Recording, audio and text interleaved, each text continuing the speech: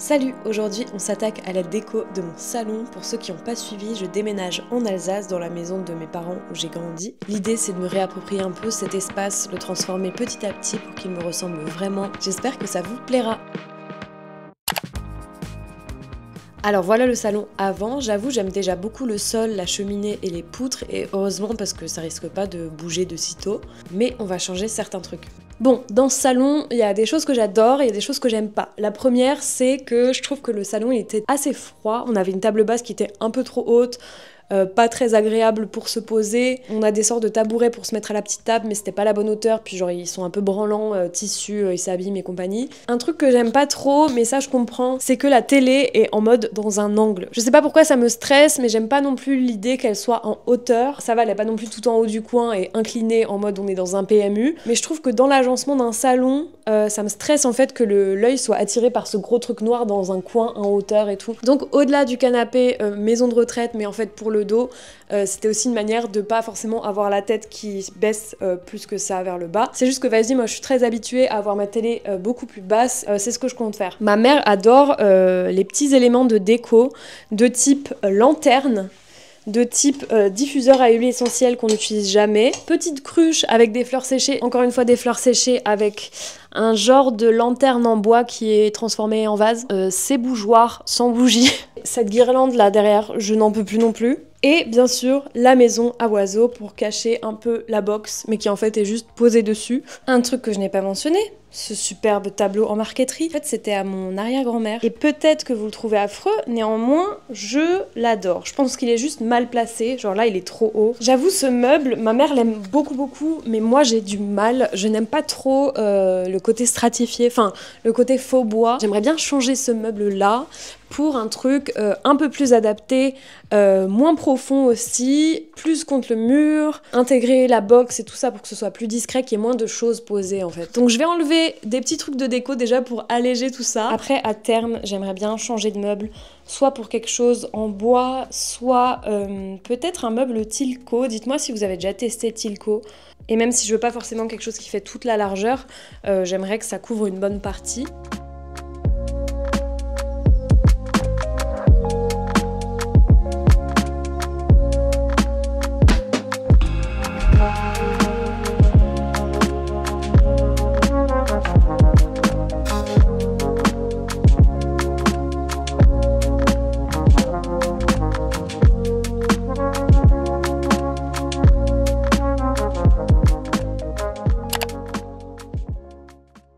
Je vais vous parler un petit peu du plan que j'ai en tête pour cette pièce et ça tombe bien parce que cette vidéo est en collaboration avec Milanote. Milanote, c'est un outil gratuit de visualisation et d'organisation pour les projets créatifs. Tu peux intégrer des images, des liens, des to-do list, des tableaux avec des calculs aussi. En termes de fonctionnalité, c'est quasiment infini. Ça me permet vraiment de rendre mon processus créatif beaucoup plus fluide, je trouve. Je peux vraiment structurer ma pensée et mes idées sur des projets qui fonctionnent un petit peu en parallèle. Pour moi, c'est une manière beaucoup plus intuitive que des notes qui sont un peu confinées dans un ordre chronologique ou qui vont finir par se perdre. Et pour ce projet de refaire la déco du salon, j'utilise Milanote pour référencer mes idées et mes inspirations. Ça m'aide surtout pour visualiser ce que ça va donner dans l'ensemble et être sûr que ça reste harmonieux. Par exemple, j'utilise pas mal l'outil des couleurs pour créer des palettes. J'explore aussi différentes combinaisons de meubles et d'agencements pour concevoir un espace qui me ressemble vraiment. Là, j'ai une photo d'inspiration, notamment pour un petit coin lecture que j'imagine avec une applique murale. J'ai listé quelques modèles de designers, disons, et je me suis lancée à la recherche de ma lampe parfaite en seconde main. J'intègre des liens d'annonces et Milanote source direct une photo à mettre en aperçu. J'ai une sorte de homepage où j'ai classé mes différents boards. J'ai créé un board un peu pour chaque pièce que je veux refaire, que ce soit des gros travaux ou juste de la déco. Et aujourd'hui, on est plutôt dans maison catégorie salon, mais si tu as pas forcément d'idée de comment structurer tes éléments, il y a aussi plein de templates à thème qui existent, qui peuvent aider à avoir un bon point de départ. J'ai aussi commencé à utiliser l'outil pour un projet un peu plus grand, qui touche à la construction. Mon prochain atelier. J'y intègre des photos d'inspiration classées par zone, par exemple la vitrine extérieure, la cuisine, des détails déco que j'aimerais bien avoir mais qui sont pas du tout prioritaires on va dire en termes de budget, genre des interrupteurs colorés, la salle de bain, toilette, certains revêtements qui me plaisent. J'ai un autre board un peu moins sexy mais nécessaire qui intègre des devis en PDF, des schémas techniques de drainage des eaux et compagnie. Je vous parlerai de ce projet là en début d'année prochaine quand j'aurai un petit peu avancé, mais en tout cas Milanote c'est pas juste un outil pour faire des moodboards avec que des images, t'as vraiment des outils de travail dispo dessus qui sont hyper cool et qui je pense s'adaptent à plein de métiers. Perso, j'ai installé Milanote sur mon téléphone, sur l'ordi et iPad et j'ai des utilisations très différentes selon l'appareil. Par exemple, sur iPad, je vais plutôt dessiner sur mes boards et annoter des choses au fur et à mesure. Sur téléphone, j'importe des captures d'écran, plutôt des choses que j'ai vues sur Insta. On peut aussi prendre une photo directement dans l'app. Si t'es dans un endroit qui t'inspire et que t'as envie de retenir un agencement, une texture, un modèle de lampe à chercher plus tard par exemple. Mais surtout, les boards se synchronisent entre eux. Donc t'as un outil de travail qui te suit vraiment dans ta journée. Typiquement, parfois, je parle d'un projet avec une copine et je me retrouve à fouiller dans des dossiers Dropbox et genre c'est pas du tout pratique. Là, je peux illustrer mes idées qui sont rassemblées dans une seule interface et on peut visualiser vraiment super facilement. En barre d'infos, vous pouvez trouver le lien pour tester Milanote pour vos prochains projets créatifs sans limite de temps et gratuitement. Ça soutient aussi ma chaîne, donc cliquez sur le lien. Et c'est parti pour refaire ce salon. Ma priorité, c'était vraiment de changer la table basse et d'ajouter un tapis pour réchauffer un peu la pièce. Donc c'est ce que j'ai fait avant même de m'attaquer au tri des affaires sur le meuble et tout le reste que vous venez de voir.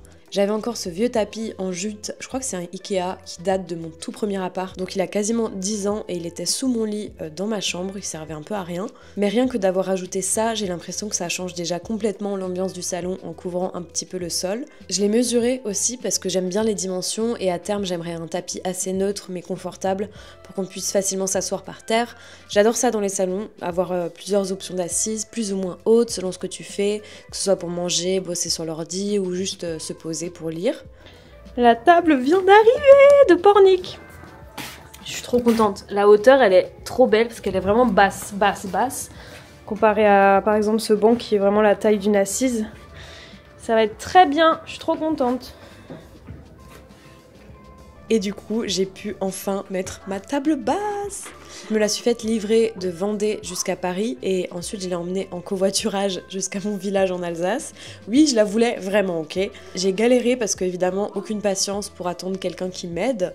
Et comme elle est en orme et céramique, elle pèse vraiment son poids. Pour moi, cette table, c'est un peu la version améliorée des tables qu'on voyait partout dans les années 90, celle avec le plateau carrelé là. On en avait une en bois sombre avec des carreaux de tailles différentes et j'en faisais grave des petites pièces de vie pour mes Playmobil. Et je trouve qu'elle a un petit côté japonisant avec le motif, les teintes des carreaux, la forme des pieds et puis le fait qu'elle soit super basse. C'est une table d'un éditeur des années 80 qui s'appelle Maison Regain. Je crois qu'il n'existe plus, mais on trouve encore pas mal de leurs meubles sur les sites de seconde main et j'ai un peu trouvé la table avant même de penser au reste du salon, donc tout s'est construit un petit peu autour d'elle, vous l'avez vu dans le board Milanote, avec les teintes de verre, certaines de mes inspirations. Je suis vraiment contente, en vrai elle s'adapte parfaitement aux usages que j'avais en tête pour cet espace. Et grâce à elle, j'ai l'impression que je passe beaucoup plus de temps dans le salon qu'avant. Et puis je crois que ça symbolise un petit peu mon installation ici. L'idée, c'est pas de tout chambouler, j'ai envie de refaire la déco de façon harmonieuse, en respectant le style de la maison. J'ai pas envie d'effacer certaines caractéristiques, notamment les poutres qui sont dans un bois assez chaud. Avant, je voulais tout moderniser, mais aujourd'hui, je crois que je préfère quelque chose de plus intemporel et chaleureux. Mais par contre, je m'approprie certains trucs à ma sauce pour cet espace. Et je pense que si c'était un vieux corps de ferme, j'aurais encore abordé le truc d'une autre manière. Et puis en plus, je commence à apprécier les vieux trucs bien faits et bien lourds, donc je crois que je vieillis.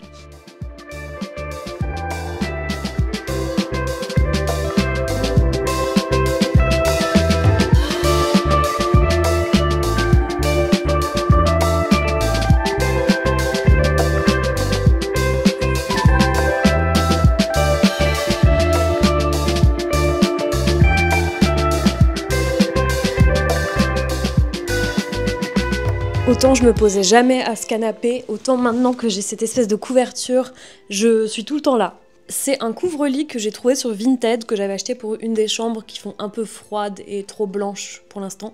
Bref, c'est un autre chapitre. Mais en gros, c'est un édredon je crois que ça s'appelle un édredon, en lin un peu gaufré d'une marque qui s'appelle Madura, qui est notamment vendue sur La Redoute. Je pense que ça doit coûter une blinde parce que ça fait genre 2,40 m par 2,60 m ou un peu plus. Et moi, je l'ai négocié à 40 sur Vinted. Donc vraiment, ne négligez pas Vinted pour tout ce qui est déco, notamment linge de maison. J'ai déjà commandé des verres à vin dessus qui sont arrivés en très bon état, faut juste que ce soit bien emballé. Il y a vraiment beaucoup de choses, donc n'hésitez pas à aller voir. Genre ça se voit que c'est un peu un cache-misère, mais par rapport au gris en cuir là, d'avant. Je vous jure que ça change totalement la vibe et rien que d'avoir un tapis, ça et la table basse changée, j'ai l'impression d'être chez moi. Ça y est, genre je me sens vraiment beaucoup mieux. Je passe énormément de temps ici, soit sur le canapé, soit à table, prendre des notes, regarder des vidéos, tout ça, alors qu'avant j'étais tout le temps sur la grande table, on va dire, de la salle à manger pour travailler et tout. Maintenant, je passe beaucoup plus de temps ici et donc ça montre que réchauffer un espace, ça change les usages aussi au fur et à mesure. Récemment, j'ai pris ce coussin Mochi incroyable chez Muji. Alors, c'est pas de la seconde main, mais je pense qu'on va être longtemps ensemble. Je refuse pas grand-chose à Romy, mais alors ce coussin-là, il n'y touchera jamais. On parle de toi ? Viens là.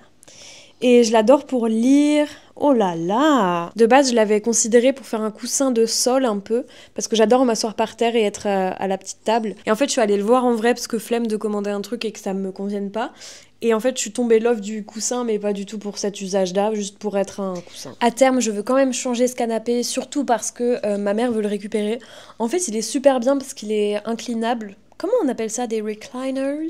Donc c'est parfait pour mes parents parce qu'ils ont des problèmes de dos et c'est vrai qu'il est méga confortable. Mais voilà, moi je suis pas trop canapé en cuir, j'ai pas forcément envie de couvrir tout le temps mon canapé non plus. Et mes parents veulent le récupérer pour là où eux ils vivent. Je pense que je vais commander un canapé de Panac Édition. Je les ai repérés parce que Elder en a déjà un et en fait je veux le même que lui. Les canapés sont fabriqués en Europe à la demande, donc c'est un des trucs qui m'a fait me dire ok, je suis ok de prendre un truc neuf, c'est que c'est une petite boîte et tout. Après en seconde main je regarde pas mal les Maralunga de Cassina. Globalement ils sont plutôt à retapisser donc c'est un gros investissement. Après je sais que derrière tu peux quand même le vendre facilement. Et ce qui est cool avec Panac c'est que tu peux commander des échantillons. Moi je sais que je veux un canapé vert-ish, à peu près vert, mais en même temps je suis timide de prendre un vert vraiment foncé comme ça parce que j'ai peur de m'en lasser. J'ai appris entre temps que le fait que le tissu s'abîme, il mesure ça en tour Martindale. En gros c'est faire tourner une toupie sur un tissu et ça se compte en dizaines de milliers voire centaines de milliers et celui-ci il a le chiffre le plus bas. Nous avons des chiens donc voilà, la réponse est dans la question. Celui-ci j'aime bien parce qu'il est à la fois vert, à la fois texturé, il a plusieurs verres aussi à l'intérieur, mais de loin je trouve que c'est un vert un peu trop froid, tire un peu vers le canard parce que dedans il y a vraiment du bleu en fait. Et donc ça nous laisse avec ces deux-là qui à la caméra je trouve ne sont pas du tout de la bonne couleur. Celui-ci, je le trouve trop gris, c'est un vert mais vraiment très timide, c'est quasiment la couleur du canapé actuel en termes de saturation. Et l'heureux élu, c'est celui-ci. C'est un peu mieux en termes de couleur, mais il tire vraiment plus vers le vert. Là, on a l'impression qu'il est brun. Je vous mettrai un petit aperçu sur le site qui est un peu plus fidèle. Mais du coup, celui-ci, c'est le tissu chenillé en moss, donc ça veut dire mousse. Il peut paraître un peu timide au premier abord, mais vraiment, regardez la différence avec le mur blanc. Regardez la différence avec le coussin. Et j'avoue, je trouve que c'est celui qui va le mieux avec cette table.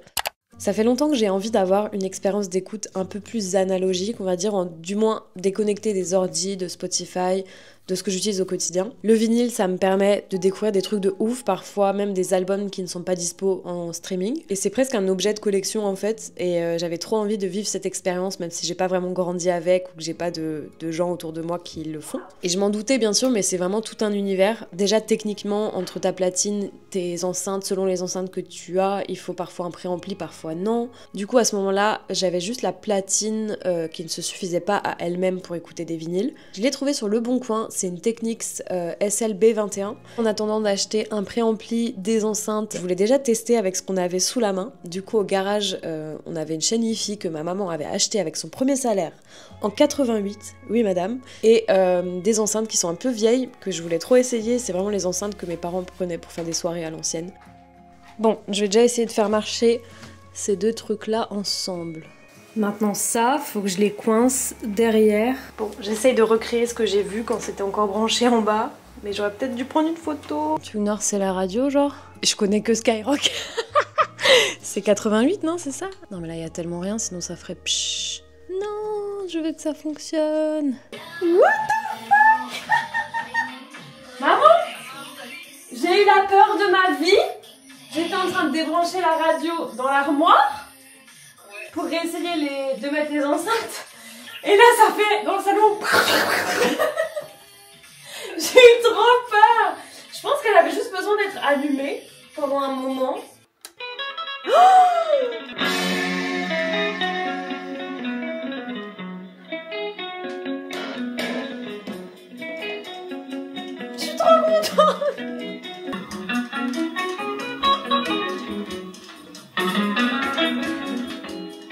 Du coup depuis, ça y est, je peux l'utiliser et je suis trop contente. Alors il y a encore des modifs à faire et du coup j'ai fait un peu un sous-tableau ou un subboard sur Milanote pour la partie musique parce qu'il y a vraiment énormément de matos musique sur le Bon Coin, donc je me suis fait un peu une wishlist de trucs que je voulais acheter au fur et à mesure parce que ça reste quand même un budget.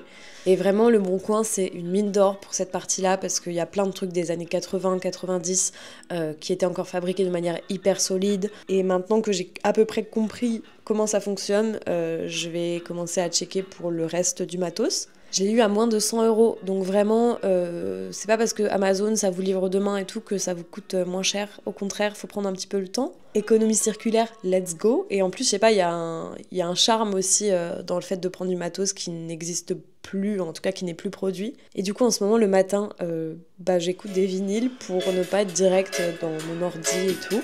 Et ça me fait trop du bien.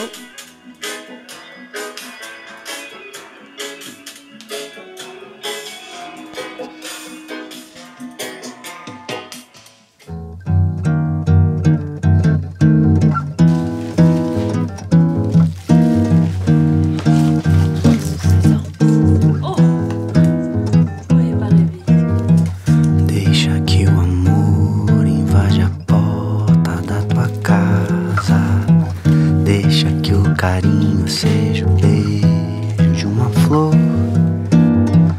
Deixa que o amor invade a porta da tua casa. Deixa que o carinho seja o beijo de uma flor. Desde pequenino que eu sei que o amor é cura. Amolece a dor e ingratidão. Desde pequenino que eu sei que o amor perdura. Basta ter carinho e compreensão.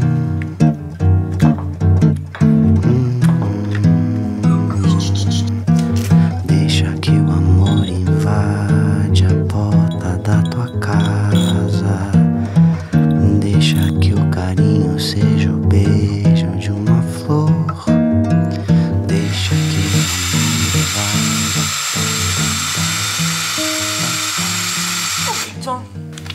La retirée lourde est de sortie. C'est quoi, c'est ça là? Quand tu tournes, c'est comme à la tienne. Ça ouvre. Et ça fait. Et donc il faut mettre là. Voilà. Ah, j'ai compris.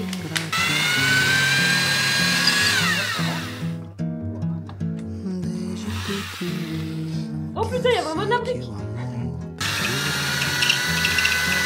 C'est la brique là. On va mettre sur percussion, faut tourner le beat.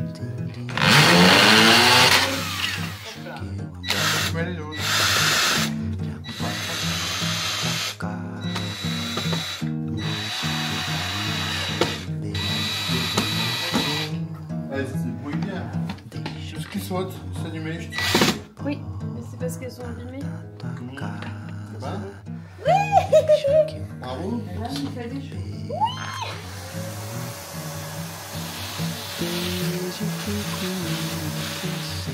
Et voilà, trop contente. Amolece a dor e ingratidão.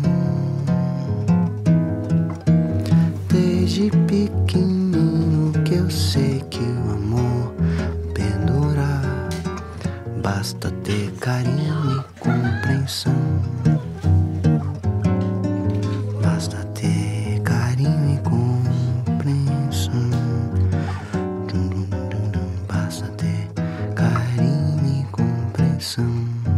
Je veux aussi grave changer cette suspension pour quelque chose d'un peu plus doux. J'ai déjà vu 2-3 options sur le Bon Coin. J'ai aussi vu des références d'un designer qui a fait une lampe un peu, c'est pas un globe, c'est genre un peu comme une opale pour Philips, et du coup je suis un peu en train de checker, mais je pense que je vais la prendre en seconde main. Et donc ça aussi je l'intègre à mon tableau Milanote au fur et à mesure pour pouvoir garder tous les liens, qui sont pas forcément sur les mêmes sites de vente. Là j'ai vraiment créé un tableau juste pour les luminaires que j'ai mis dans mon tableau global pour le salon. Et en gros j'ai mis quelques photos d'inspiration, les liens de ce que j'ai trouvé sur Le Bon Coin, sur Pamono aussi, qui est aussi un site de seconde main mais un peu plus comme Celency par exemple. Et aussi je note au fur et à mesure les noms des designers ou des éditeurs si c'est des anciens trucs que je connaissais pas d'avance, parce qu'en fait ça me donne des mots-clés à utiliser après sur Le Bon Coin ou pour mes recherches au fur et à mesure. Parfois il y a aussi des vendeurs qui mettent ces termes-là en barre d'infos pour dire que ça ressemble au style d'eux, et du coup ça te permet de brasser plus d'articles qui ressemblent à ce que tu veux, sans pour autant forcément être un truc fait par un designer ou cher, entre guillemets, un truc d'éditeur. J'espère que cette première vidéo maison vous a plu. Je suis trop contente de faire cette série de vidéos sur différentes pièces qu'on va faire au fur et à mesure. Il y aura certainement une partie 2 du salon parce qu'on va changer le canapé, peut-être le meuble même si c'est pas du tout prioritaire, le luminaire, enfin bref il y aura encore plein de choses qui vont changer. J'espère que la vidéo vous a plu et n'hésitez pas à me dire en commentaire ce que vous avez envie de voir et tout ça, ou des recommandations. À la semaine prochaine, salut!